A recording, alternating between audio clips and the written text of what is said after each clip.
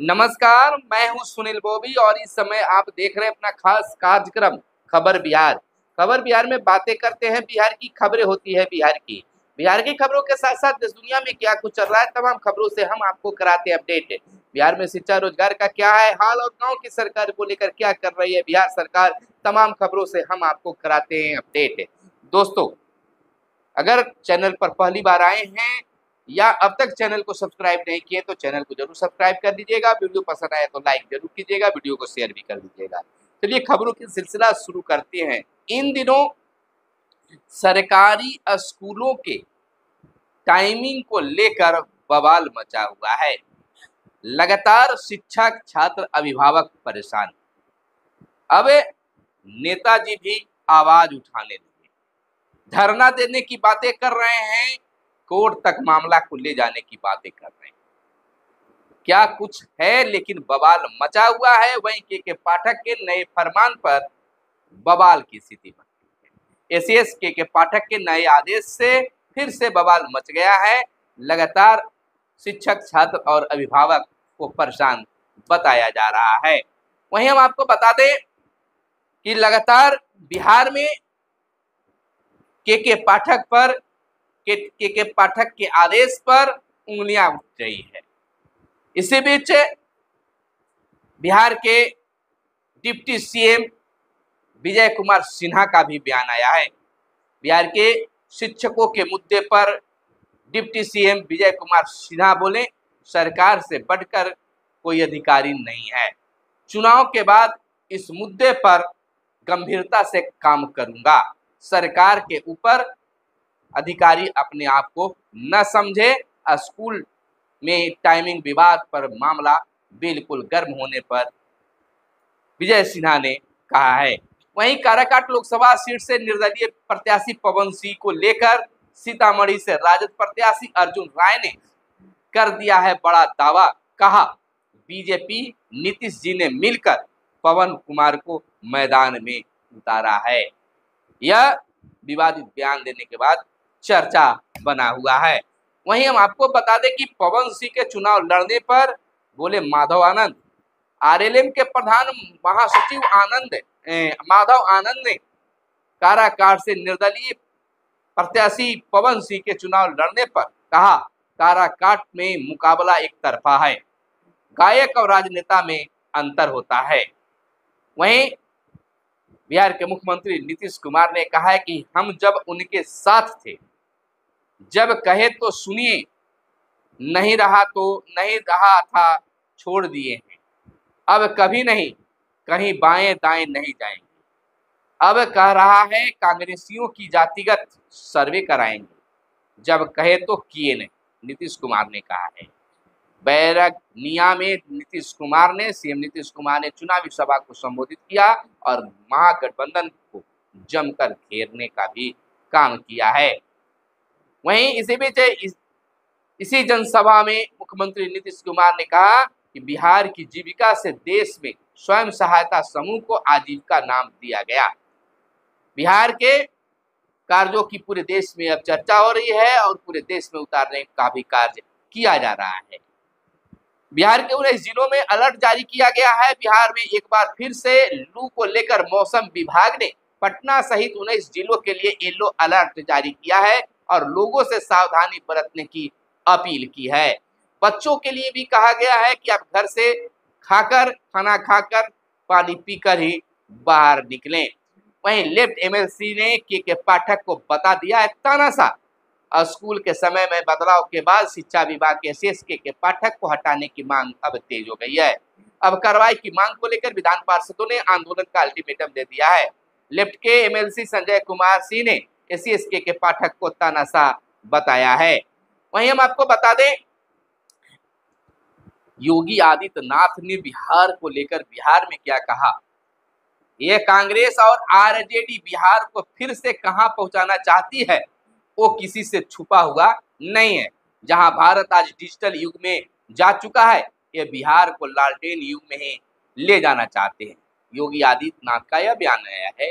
जनसभा को संबोधित करते हुए उन्होंने कहा है, यूपी के सीएम योगी आदित्यनाथ ने माफिया राज और धर्म के आधार पर आरक्षण की मांग को लेकर भी बोला है। वहीं पाठक सर शिक्षकों की जान लेंगे क्या? बिहार में स्कूलों का समय बदलने पर शिक्षकों ने सीएम नीतीश कुमार से एससीएसके के पाठक की मनमानी पर तुरंत रोक लगाने की मांग करते हुए कहा है कि स्कूल की नई टाइमिंग को बदलाव किया जाए। टाइमिंग पर अब सियासत भी काफी तेज होने लगी है।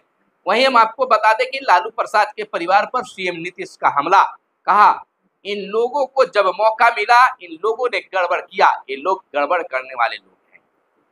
वहीं नेता प्रतिपक्ष तेजस्वी यादव पूर्व उप मुख्यमंत्री सुशील कुमार मोदी के आवास पर पहुंचे और उनकी तस्वीर पर माल्यार्पण कर उन्हें श्रद्धांजलि भी दी। पवन सिंह की मां ने वापस लिया नाम, बिहार की हॉट सीट बनी काराकाट से भोजपुरी अभिनेता पवन सिंह की मां चुनाव मैदान से पीछे हट गई हैं। पवन सिंह की मां प्रतिमा देवी ने अपना नाम वापस ले लिया है। अब इस क्षेत्र में 13 प्रत्याशी बच गए हैं। चुनाव कार्य में लगे वाहनों की हो रही है ऑनलाइन मॉनिटरिंग।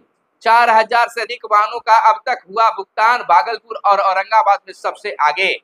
आपको बता दें कि लगातार जो आवाज उठाई जाती थी कि वाहन को ले लिया जाता है और उसका भुगतान नहीं किया जाता है, अब इसको मिथ्या साबित करने में विभाग जुटी हुई है, यानी कि भुगतान करना भी शुरू हो गया है। वहीं हम आपको बता दें कि सरकार ने 41 दवाओं की कीमतें घटाई। सरकार ने यानी कि केंद्र सरकार ने लोगों को बड़ी राहत देते हुए मधुमेह, दिल और लीवर से संबंधित बीमारियों के इलाज के लिए आमतौर पर इस्तेमाल होने वाली 41 दवाओं और 6 फॉर्मुलेशन की कीमतें कम कर दी है। राष्ट्रीय औषधि मूल्य निर्धारण प्राधिकरण की हाल ही में हुई 143वीं बैठक में यह निर्णय लिया गया है। वहीं हम आपको बताते चले कि इंजीनियरिंग कॉलेज में नामांकन के लिए 10 जून तक रजिस्ट्रेशन होगा। ऑनलाइन आवेदन में 12 से 13 जून तक कर सकते हैं सुधार। 15 जून को जारी होगी मेधा सूची। 2 चरणों में होगा चुनाव। इस बीच एक और बड़ी खबर निकलकर सामने आई है कि 5वीं और 8वीं कक्षा की पुनर्परीक्षा तिथि में फेरबदल कर दिया गया है। यानी कि जो पहले तिथि निर्धारित की गई थी उस तिथि पर अब परीक्षा नहीं होगी। 21, 22, 27, 28 की परीक्षा होगी। नई तिथि के अनुसार परीक्षा कार्यक्रम यह है। वहीं बता दें पंचायतों के लिए भी एक बड़ी खबर निकल कर आई है कि 692 पंचायतों में गहरा रहा है भूजल संकट। मई जून में मुजफ्फरपुर, सीतामढ़ी, समस्तीपुर, मधुबनी, झंझारपुर में हो जाती है पानी की समस्या। दक्षिण बिहार में भी भूजल संकट में है। तो लगातार यह बातें सामने आ रही है और डीएम करेंगे अतिक्रमित कुएं, आहर और पईन की पहचान। बताते चले कि राज्य में जल जीवन हरियाली अभियान के तहत शहरी और ग्रामीण इलाकों में अभियान चलाकर अतिक्रमित किए गए कुएं, पईन और आहर की खोज होगी। पिछले दिनों मुख्य सचिव के स्तर पर हुई भूजल को लेकर समीक्षा बैठक में पाया गया कि पुराने जल स्रोतों पर अतिक्रमण भी भूजल गिरावट का एक मुख्य कारण है। तो अब इस पर भी नजर जम गई है। वहीं शिक्षा विभाग ने नियोजित शिक्षकों के वेतन भुगतान के बाद बची हुई राशि बैंकों से मांगी है। पंचायती राज संस्थाओं, जिला परिषद व नगर निकायों के दायरे में पढ़ाने वाले नियोजित शिक्षकों के वेतन के लिए बैंकों को दी गई राशि शिक्षा विभाग ने वापस मांगी है। वहीं आपको बता दें कि स्नान दान कर गंगा में लगेगी आस्था की डुबकी। वैशाख माह 4 शुभ युगों के महासंयोग में 23 मई को मनेगी बुद्ध पूर्णिमा। आपको बता दें कि बुद्ध पूर्णिमा पर स्नान दान की शुभ मुहूर्त बताई जा रही है। शुभ मुहूर्त योग जो है प्रातः 5:20 से 6:43 तक बताया जा रहा है। वहीं शुक्र सूर्य की युति से शुक्रादित्य योग भी बन रहा है। आपको बता दें सनातन धर्मावलंबियों के पवित्र मास वैशाख माह के शुक्ल पक्ष की पूर्णिमा 23 मई को विशाखा नक्षत्र व परिघ योग में मनाई जाएगी। इस दिन पुण्य तिथि एवं गुरुवार दिन होने से इसकी महत्ता और बढ़ गई है। इस पूर्णिमा को बुद्ध पूर्णिमा के भी नाम से जाना जाता है। वैशाख पूर्णिमा को जल से परिपूर्ण घट, तिल, घी, स्वर्ण, अन्य ऋतु फल, वस्त्र, छाता आदि का दान करना अति पुण्यकारी बताया गया है। वैशाख मास के स्नान एवं नियम एवं संजोग भी समाप्त हो जाएगा। तो इस तरह की भी बातें सामने आ रही है। वहीं हम आपको बता दें अगली बड़ी खबर यह निकल कर आई है शिक्षा विभाग से कि शिक्षा विभाग ने कुलपतियों को दी पद से हटाने की चेतावनी। मुंगेर, पूर्णिया, अरबी फारसी विश्वविद्यालय के वीसी नहीं आए थे बैठक में, तो अब शिक्षा विभाग इस पर कड़ाई करने जा रही है। वहीं 10वीं पास विद्यार्थी अपने ही स्कूल में करेंगे 11वीं की पढ़ाई। विभाग ने प्रधानाध्यापक छात्रों एवं अभिभावकों से कहा 11वीं की कक्षा पढ़ाई के लिए विद्यार्थियों की उपस्थिति अपने ही स्कूल में सुनिश्चित कराया जाए। वहीं निरंतर हो रहे विकास कार्य, बिहार के मुख्यमंत्री ने यह बातें कही है। सीएम ने रक्सौल और बेलसंड में चुनावी सभाओं को संबोधित किया, कहा एनडीए परिवारवाद को नहीं देता है बढ़ावा। वहीं आपको जानकारी को लेकर बता दें कि टिकुली कला को मिली राष्ट्रीय पहचान। बिहार के पटना की टिकुली कला सदियों पुरानी है, लेकिन टिकुली कला की राष्ट्रीय स्तर पर अब तक कोई पहचान नहीं बन पाई थी। उसके कलाकार अशोक कुमार विश्वास को पद्मश्री मिलने के बाद पहली बार इस कला को राष्ट्रीय व अंतर्राष्ट्रीय स्तर पर प्रसिद्धि हासिल हुई है। पटना के 182 स्कूलों में आग से बचाव के इंतजाम नहीं, नोटिस जारी। 500 स्कूलों की पटना जिले में हुई है fire safety audit. 69 school Patna city में मिले जहां आग से बचाव की कोई इंतजाम नहीं किए गए हैं।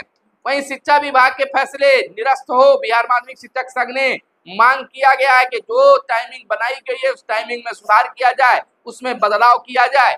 वहीं हम आपको बता दें कि 2 दिन सताएगी गर्मी, 19 से आंधी पानी के संजोग बन रहे हैं, यानी कि संभावना बताई जा रही है। 6 दिनों में लू की चपेट पटना में भी लोग परेशान। 40 से 50 किलोमीटर प्रति घंटे की रफ्तार से चलेगी हवा।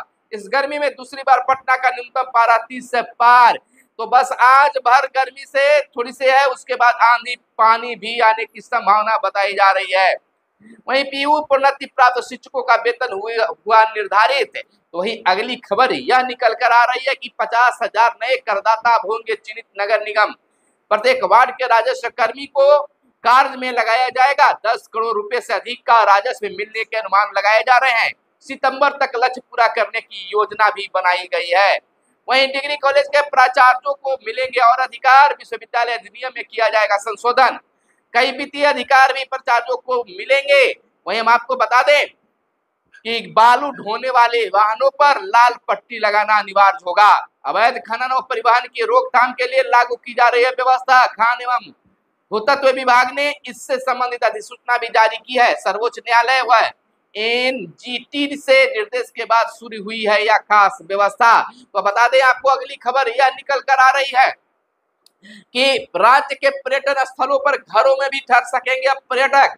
पर्यटन विभाग होम स्टे पॉलिसी लाने की योजना बना रहा है। सुविधा के साथ सुरक्षा भी मिलेगी। दूसरे राज्यों की नीति का भी अध्ययन किया जाएगा। राजगीर, गया,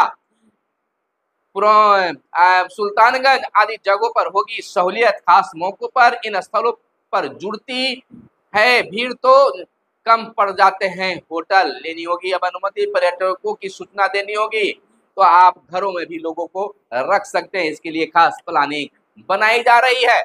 वहीं पंचायतों में अब तक 20% ही लगी है सोलर लाइटें। आवाजें उठने लगी है, लोग कह रहा है कि सरकार सपना दिखाकर अब तक सोलर लाइटें नहीं लगा पाई हैं। मुखिया जी से ली जाएगी बाल मजदूरी की अब रिपोर्ट। कहां कहां बाल मजदूर काम कर रहे हैं, मुखिया जी अब प्रशासन को भी बताने का काम करेंगे। इधर दाखिल खारिज आवेदन की प्रक्रिया और सरल बनाने के लिए विभाग जो है कार्य कर रही है और बहुत जल्द ही इसमें खासा सुधार होने की बातें हो रही है। तो कैमरे के पीछे मिस्टर साहिर, फिर मिलते हैं अगले वीडियो में। तब तक के लिए इजाजत चाहिए, लेकिन उससे पहले आपसे आग्रह है, अनुरोध है, प्रार्थना है, निवेदन है कि आप चैनल को अगर अब तक सब्सक्राइब नहीं किए होंगे तो चैनल को सब्सक्राइब कर लीजिएगा। धन्यवाद। जय हिंद, जय भारत, वंदे मातरम।